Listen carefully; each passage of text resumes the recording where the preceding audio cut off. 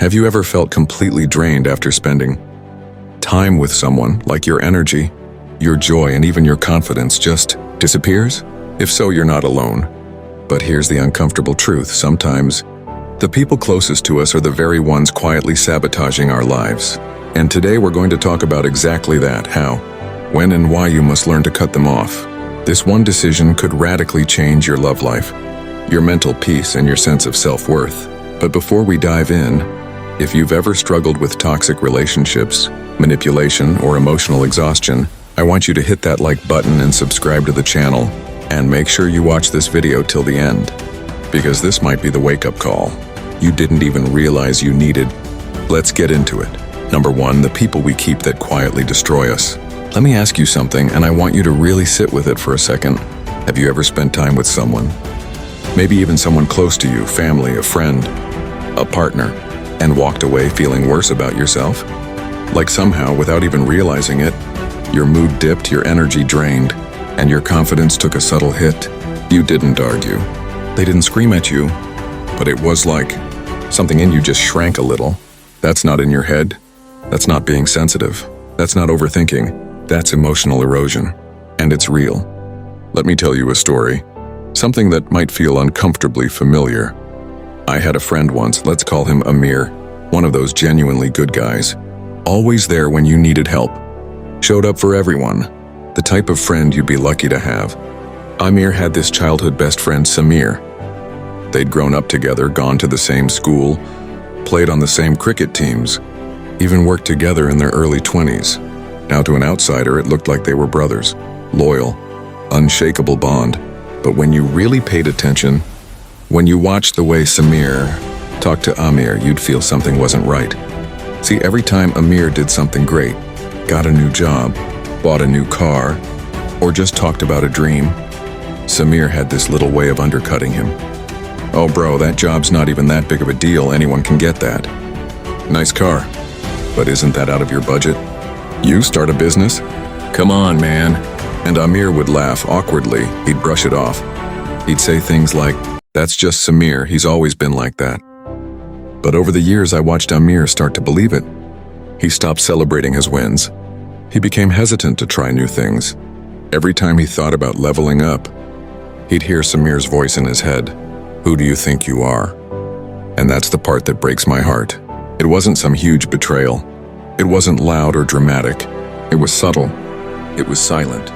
It was disguised as jokes, as just being real, as tough love. But it was emotional poison. And what's worse? Amir didn't even realize how much it was affecting him. He thought he was being loyal. He thought he was being a good friend. He thought he was the problem. But no, the problem was he was keeping someone in his life who was slowly destroying his self-belief. And that's the thing I want you to hear loud and clear today. Just because someone's been in your life for a long time doesn't mean they're good for you. In fact, sometimes the people who've been around the longest are the ones who take you for granted the most. Why?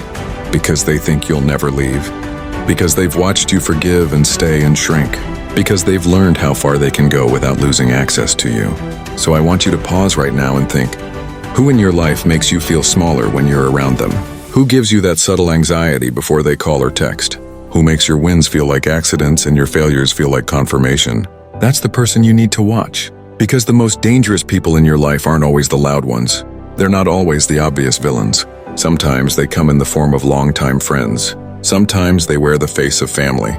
Sometimes they're the people who say they love you, but consistently make you doubt yourself. This is the kind of slow sabotage that ruins lives, not in one day, but one conversation at a time. And here's the twist. You might not even recognize it while it's happening, because you've built a habit of excusing it. You tell yourself, they mean well, they've just had a rough life, they're family, what can I do? But let me tell you something important. People who love you don't constantly belittle you. People who support you don't compete with you. People who want the best for you don't mock your dreams. And if you're in a space right now where that hits hard, where maybe you're realizing you've allowed someone like that to stay in your life for too long, I want you to know something. It's not your fault. You were trying to be loyal. You were trying to be kind. But kindness without boundaries isn't kindness. It's self-abandonment. You don't have to hate someone to walk away from them. You don't have to wait until they destroy you completely. Sometimes the most loving thing you can do for you and for them is to finally cut them off. Not to hurt them, not to punish them, but to protect the parts of yourself that are finally waking up and saying, I deserve better than this. And you do. Number 2, loyalty is not a life sentence. Let me say something bold, and I want you to really let it land. Loyalty can be dangerous when it's given to the wrong people. I know, that sounds harsh, but hear me out.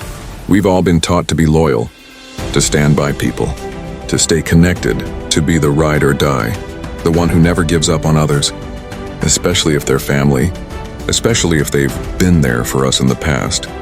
But what happens when that loyalty becomes a prison? What happens when your commitment to someone else starts killing your connection to yourself? See, loyalty becomes toxic when it keeps you stuck in relationships that no longer serve you, or worse, destroy you. Let me take you back to something I witnessed a few years ago. There was a woman named Sarah I used to mentor, smart, grounded, beautiful spirit. She was dating this guy, let's call him Zaid. At first, things seemed good. He was charming, protective, even kind, at least on the surface. But gradually, the red flags started showing. He'd criticize her in subtle ways. Why do you always wear makeup? Who are you trying to impress? He'd get jealous when she succeeded. You're so into your career now, huh? Forgot about us? He'd guilt trip her for spending time with friends. Wow, I guess your friends matter more than me now. And every time she tried to pull back, every time she questioned the relationship, she'd say something that broke my heart. She'd whisper, but he's been with me through so much. I can't just leave. That's it. That's the emotional trap. I owe them. They were there for me. We've been through so much. But history is not a hall pass for disrespect. Let me repeat that. History is not a hall pass for disrespect. It doesn't matter how long someone's been in your life. If their presence is now hurting more than it's helping. Just because someone once made you smile doesn't mean they get to make you suffer indefinitely. You can appreciate someone's role in your past and still remove them from your future. I know it's not easy. The longer someone's been in your life, the more you've intertwined your identity with theirs. You start to question, if I cut them off, who am I without them? If I let go, will anyone else ever understand me like they did? But that's the thing. Loyalty shouldn't mean losing yourself.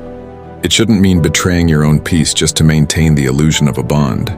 So here's what I want you to reflect on. Are you loyal, or are you afraid of change? Are you committed, or are you conditioned? Are you staying, or are you settling?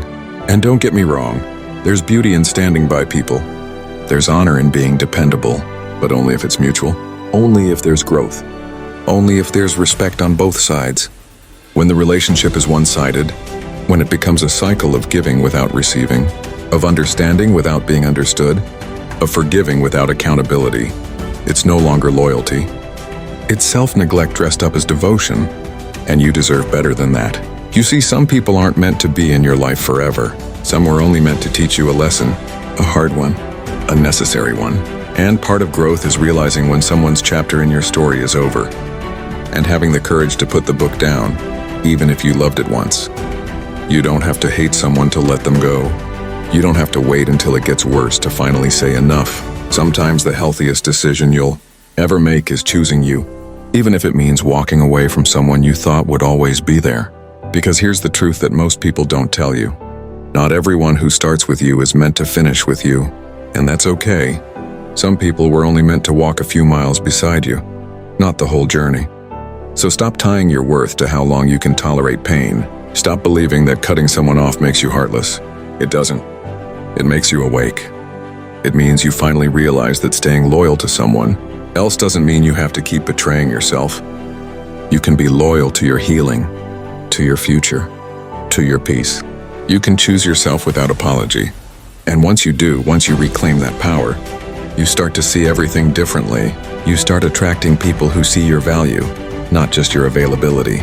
People who match your energy, not drain it. People who grow with you, not guilt you for evolving. So here's what I want you to remember. Loyalty is beautiful when it's mutual, but loyalty that keeps you small, broken, or afraid, that's not loyalty, that's bondage. Cut them off, not because you hate them, but because you finally love yourself. Number 3, the red flags you ignore but shouldn't. Let me ask you something and be honest with yourself. How many red flags have you ignored simply because you didn't want to lose someone? You see them. You feel them. That discomfort, that weird knot in your stomach, that subtle shift in your energy when they walk into the room. But still you stay. You excuse it. You tell yourself they're just going through something. We've all done it. It's not because we're blind. It's because we're human. Because sometimes, the idea of being alone feels more terrifying than being mistreated. Because sometimes, our hearts want to believe in the potential of someone more than the reality of who they are. But I want to tell you something I wish someone had told me years ago. Red flags don't turn green with time. If anything, they grow bigger, brighter, louder. But the more we ignore them, the more we normalize them. Until one day, what once felt uncomfortable becomes our new standard for love, friendship, even family. Let me give you a story that might feel uncomfortably familiar. There was a girl named Layla I knew in college. Smart, witty, full of life. You know the kind of person who lights up a room just by walking into it? She fell in love with a guy, let's call him Bilal. He was charming, attentive at first, brought her flowers, opened car doors, told her she was different. But the red flags? They started early. He'd tease her about her weight, jokingly. He'd complain when she posted pictures online. Why are you trying to show off? He'd question her male friends. I just don't trust guys around you. The first few times she laughed, nervously. She said things like, he's just protective, or he's been hurt before. I understand. But slowly her laughter stopped. Her voice got quieter. Her opinions became apologetic.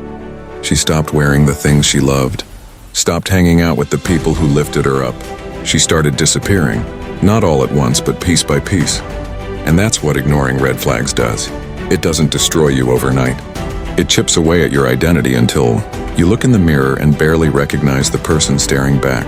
And it's not just romantic relationships. Red flags show up in friendships too. The friend who only calls when they need something. The one who always competes instead of celebrates. The one who gossips about others and swears they'd never do it to you. But deep down you know better. Or in family. The relative who disrespects your boundaries and calls it tradition. The parent who invalidates your feelings and calls it tough love. The sibling who manipulates you but wraps it in, we're blood, you have to. Here's the hard truth. Just because something is common doesn't mean it's normal. And just because someone has a title in your life doesn't mean they've earned access to your peace. So let's talk about those red flags, the ones we ignore. 1, they make you feel guilty for doing well. You get a promotion, and instead of celebrating, they say, must be nice, or don't let it go to your head. That's not humility. That's insecurity disguised as friendship. 2, they constantly play the victim. Every issue is someone else's fault. They never apologize sincerely. Every conversation turns into a guilt trip. You end up comforting the person who hurt you. 3, you feel anxious around them. Not because of what they say, but because of how they make you feel. You rehearse your words before you speak. You walk on eggshells. That's emotional control, not love. 4, they weaponize your past. Every disagreement becomes a courtroom where they bring up old wounds just to win. That's not growth. That's manipulation. And the biggest red flag of all? You're afraid to set boundaries because you know they'll explode, guilt trip you, or withdraw affection. Let me tell you something that might change how you see all of this. Healthy people are not threatened by your boundaries. They don't guilt you when you say no. They don't punish you for taking care of your mental health. They don't twist your words to make themselves the victim. So if you've been ignoring the red flags, thinking things will get better, I need you to ask yourself a hard question. What has staying silent cost you so far? Your confidence? Your self-worth? Your peace? Let me be real with you. People don't magically wake up one day and become kind, supportive, or emotionally mature, especially when their bad behavior has never had consequences. The more you excuse it, the more you empower it. But the moment you acknowledge those red flags and act on them, you take your power back. You send a message not just to them, but to yourself. I'm done betraying me just to keep someone else comfortable. That is the beginning of transformation. Because when you stop ignoring red flags, you stop inviting red flag people. You start attracting those who respect your time, your space, your light. You stop surviving relationships and start thriving in them. So if no one else has told you today, let me say it. You are not crazy. You are not dramatic. You are not asking for too much. You're just finally opening your eyes. Now the question is, are you brave enough to walk away before they turn your red flags into regrets? Section 4. But what if they change? There's a question that keeps more people stuck in toxic relationships than almost anything else. But what if they change? And if you've ever whispered that to yourself, while holding on to a person who keeps hurting you, this part is for you. Let's talk about the illusion, the hope, the beautiful lie that keeps your heart tangled in knots. Because I get it. You've seen glimpses of who they could be. You remember that one time they said the right thing. That one moment they showed vulnerability. That one week they seemed like they finally got it. And you cling to that memory like a life raft. Because if they can do it once, maybe they can do it again. Maybe, just maybe. The version of them you fell for or hoped for can become permanent. But here's the hard truth you need to hear. Potential is not a promise. You can spend years loving someone's potential while suffering through their reality. You can waste months, even decades, hoping they'll grow while they remain exactly the same. Why? Because change is hard, because growth requires discomfort, and most importantly, because people don't change if they never face real consequences. Let me share a story with you, one that might sound painfully familiar. There was a guy named Rehan I used to work with. Brilliant man, talented, charismatic, but what most people didn't see was the way he treated his girlfriend behind closed doors. He wasn't physically abusive, but emotionally, constant gaslighting. One day he'd ignore her. The next love bomb her with gifts and apologies. It was an exhausting cycle, and she kept taking him back every single time. I think he's really trying now, she'd say after each apology. He had a rough childhood. He doesn't know how to express emotions well. Excuse after excuse. And listen, I get it. Compassion is powerful. Understanding someone's wounds is important. But here's the thing, you can be empathetic without becoming someone's emotional punching bag. You can care about someone's trauma without letting them weaponize it against you. You can love someone from a distance, far enough that their chaos doesn't burn you anymore. The biggest lie we tell ourselves is that if we just love someone harder, they'll finally rise to the occasion. But love isn't a rehabilitation program. You are not their savior. And your job is not to bleed out emotionally in the hope that your suffering will one day inspire their growth. It won't, because the moment someone knows they can keep messing up and you'll always come back, they have no reason to improve. Your forgiveness becomes a reward for their worst behavior. So let me tell you something that may sting but could also set you free. They might never change. And it's not because you didn't love them enough. It's not because you weren't patient enough. It's not because you weren't good enough. It's because change has to come from within, and some people simply aren't ready for that. Some people are more in love with control than connection, more comfortable with dysfunction than accountability. So instead of asking, what if they change? Ask this, what if they don't? Can you live like this another year? Another 5? Another 10? Will you still recognize yourself? Will there be anything left of your dreams, your laughter, your spark? Sometimes the bravest thing you'll ever do is walk away from the hope of who someone might become and face the reality of who they are today. And listen, maybe they will change, but let them do it without you paying the price. Let them grow on their own time, without dragging you through the mud while they figure it out. And if they ever do change, truly change, it won't require you to beg, to prove, to shrink.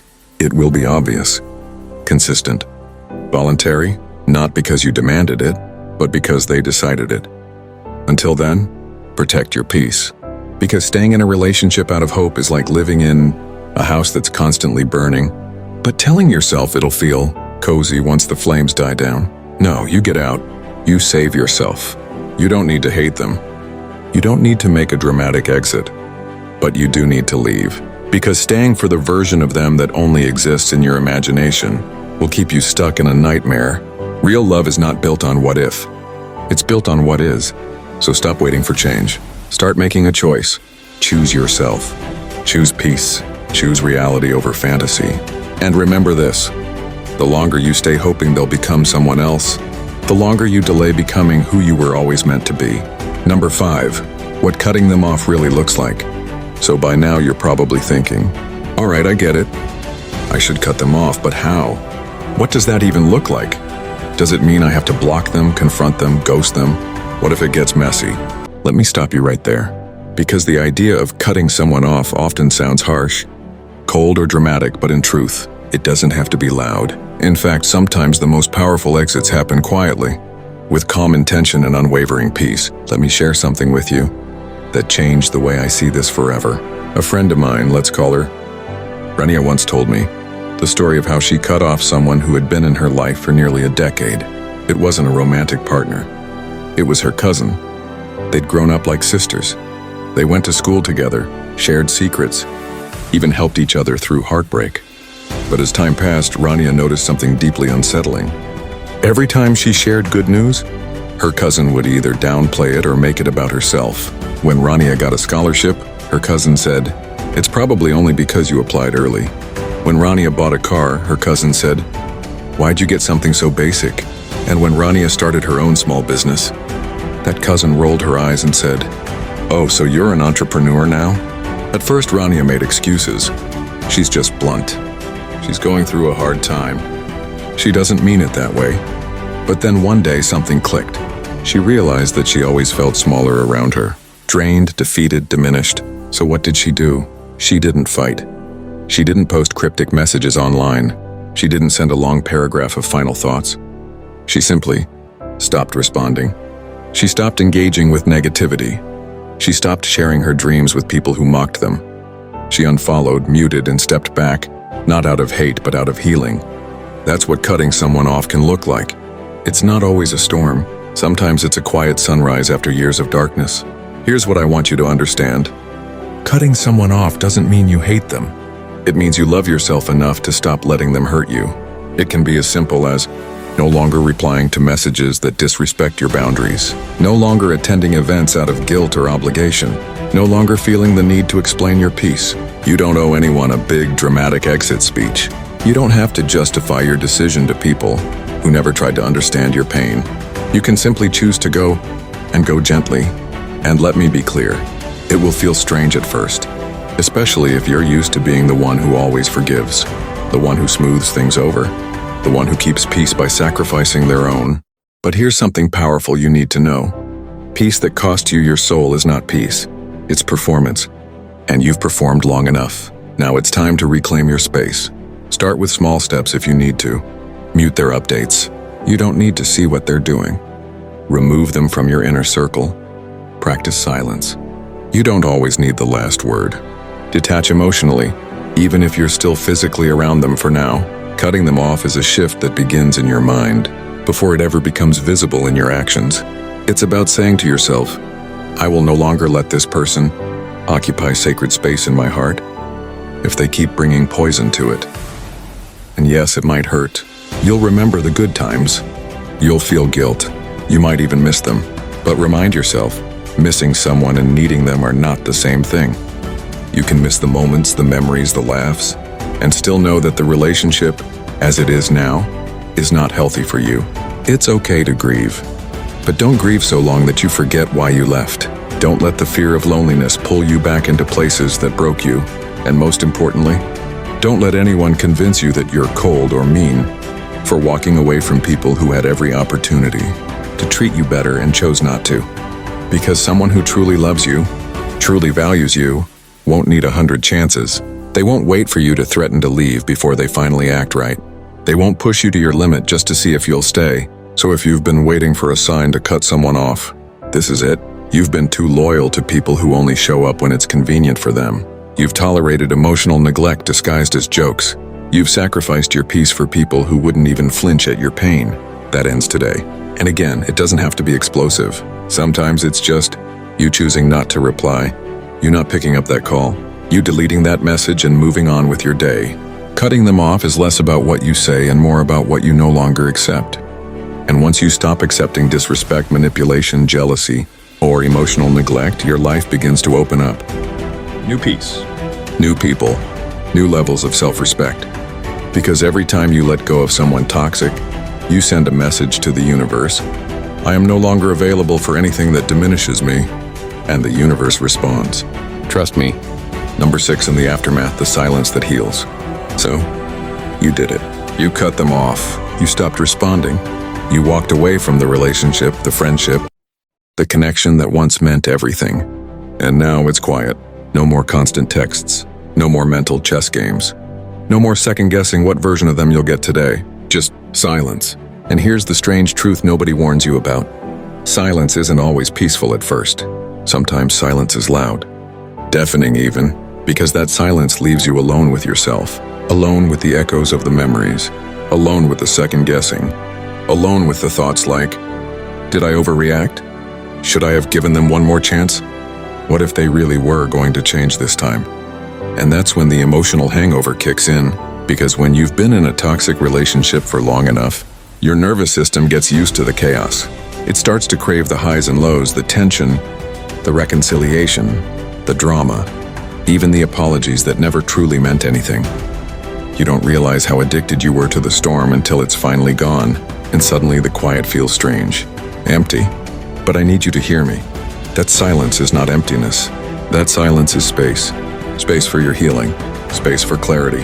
Space to hear yourself again without the static of someone else's dysfunction clouding your thoughts. It's in that silence where your soul finally has room to breathe. Let me share something deeply personal. A woman I once coached, we'll call her Alina, finally walked away from a 5-year relationship. It wasn't abusive in the traditional sense, but it was emotionally draining. Her partner was manipulative, never celebrated her, gaslit her anytime she expressed a need, but he never hit her, never cheated, at least not that she knew of, so she convinced herself it's not that bad, until one day she woke up and realized she no longer recognized herself. The bubbly, vibrant, radiant woman she used to be? Gone. So she walked away, blocked the number, packed her things, moved out, no closure, just clarity. But in the weeks that followed, she broke down. Not because she missed him, but because the silence forced her to confront what she had allowed. The silence held up a mirror, and she saw the version of herself she had abandoned to keep someone else comfortable. And let me tell you, facing yourself like that, that's harder than any argument, but also more powerful than any apology, because that silence, it wasn't a void. It was a turning point. In that stillness, she started journaling again, started dancing in her room, started reconnecting with the friends she had drifted from. She began sleeping through the night for the first time in years. That's what healing often looks like. It's quiet, unremarkable to the outside world. But internally, it's a revolution. And that's what I want you to understand today. The silence after you cut someone off is sacred. Yes, you might miss the idea of them. Yes, you might replay old conversations. Yes, mutual friends might reach out and say, you know, they're really hurting without you. Let them. Let them sit in the absence of you. Let them feel what it's like when access to your heart is no longer free. Because for so long you gave and they took and took. Now it's your turn to give to yourself, to rebuild, to breathe. And I want you to know it won't always feel this hard. There will come a day when you look back at this moment and realize how strong you were, how much courage it took to walk away, how much self-love it required to not go back, even when your loneliness begged you to. You'll start laughing again without guilt. You'll start dreaming again without limitation. And most beautifully, you'll start attracting people who feel like rest, not resistance. But you only get there if you stay in the silence long enough to learn what it's here to teach you. So if you're in the thick of it right now, if the nights feel long and the regrets are whispering louder than your clarity, I want you to pause, close your eyes, and say this out loud. I choose peace over chaos. I choose growth over history. I choose myself, because you didn't walk away to suffer. You walked away to heal. You didn't cut them off out of hate. You did it out of love, for the version of you that's still underneath the damage. And that version of you, she's coming back. He's reawakening. And when they do, you'll realize the silence didn't break you. It rebuilt you. Number 7, rebuilding your circle. So now you're standing in the aftermath. You've done the hard part. You cut them off. You sat through the silence. You weathered the emotional withdrawal, and now something magical begins to happen. You look around, and you realize there's space, real space. Not just in your contact list, not just in your schedule, but in your soul. Space where chaos used to live, where anxiety used to sleep, where people who drained you used to feed off your energy like it was theirs to take. And now, You finally get to ask yourself the question you've been avoiding for so long. Who do I want in my life now? Because here's the thing most people don't realize. When you remove the wrong people from your life, you don't just create distance, you create opportunity. Opportunity to reconnect with people who see you, people who root for you, people who love without strings, support without competition, and show up without needing to be begged.